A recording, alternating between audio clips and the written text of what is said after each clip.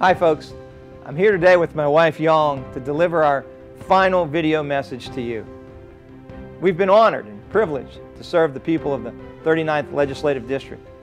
I'm grateful to you for trusting me with the responsibility to work back home in our community and in Harrisburg, serving as your voice in the legislative process and our democracy. I was first elected to the House of Representatives in 2010. During my time, I have served on several committees, including the Judiciary Committee, State Government, Veterans Affairs and Emergency Preparedness, Energy, and Children and Youth. We have tackled tough issues and have made great progress. There's a certain amount of peace and confidence that comes from knowing that I did my best and worked as hard as I could. During my 8 years as your state representative, my voting record opposed new taxes and supported eliminating school property tax. More about that later. Expanded oil and gas regulation while supporting more restrictions on abortion, fewer restrictions on firearm ownership, passing the Castle Doctrine, and strengthening oversight of government programs. We knocked on 40,000 doors over 8 years, and we learned a lot listening to you on your front porches, kitchen tables, driveways, and living rooms. Knocking on all those doors and meeting you at events, your number one concern was school property taxes. This issue especially affected our senior citizens who, after years of paying for their homes, found themselves in financial ruin because of soaring property taxes.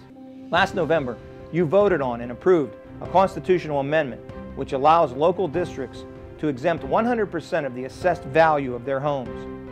I co-sponsored and pushed this legislation. I still support House Bill 76, which would eliminate school property tax completely and replace the revenue with a 1% increase in sales tax. It's what you told me you wanted, and I have worked hard to deliver it.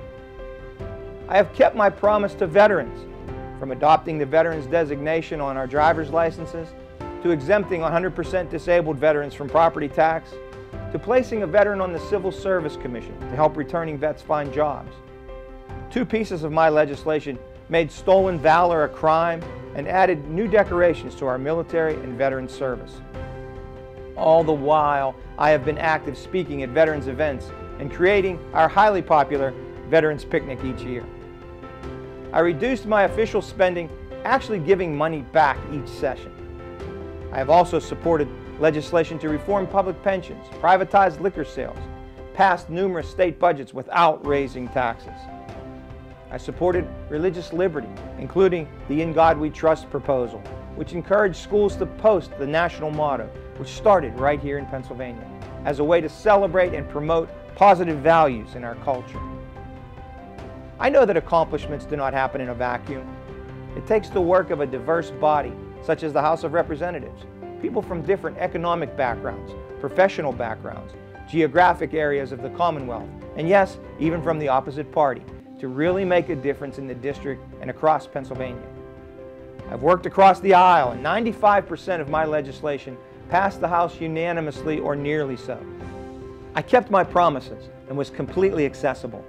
Yang and I attended over 1,500 community events, everything from firemen's banquets to Eagle Scout presentations, to 100th birthday parties and community days.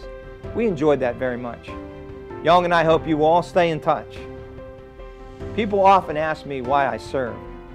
I answer with the words of George Washington, who said, "I was summoned by my country, whose voice I can never hear, but with veneration and love."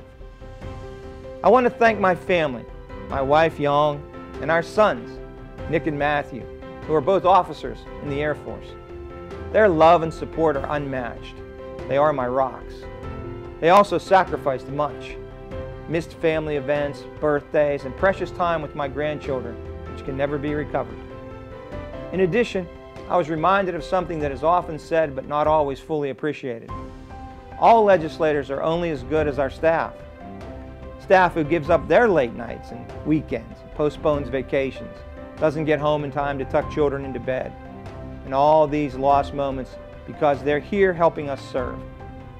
I have been blessed to have a spectacular staff, both in Harrisburg and back home. And while I know my colleagues would say the same about their staff, it's true about mine. They work so hard to serve you. either in the office or at events like our very popular Veterans Picnic. And you all have sent those thank you cards, and we have a whole wall of thank you cards in our office to testify to their hard work. The journey of my life has been rich and full, and as bitter and nasty some in politics have become, I learned from so many people that you can survive the worst circumstances and prosper, grow, and flourish. And I'm excited to open a new door to find out what the next adventure might be. I will end with the words of Abraham Lincoln, words I have tried to live by and have quoted many times. He said, "I like a man to be proud of the place he lives. I like a man to live so his place is proud of him." I've always been proud of my community, and I hope I've made you proud of me. It has been the utmost honor to serve in the House of Representatives, and an experience I will forever cherish. Thank you, and God bless. In God we trust.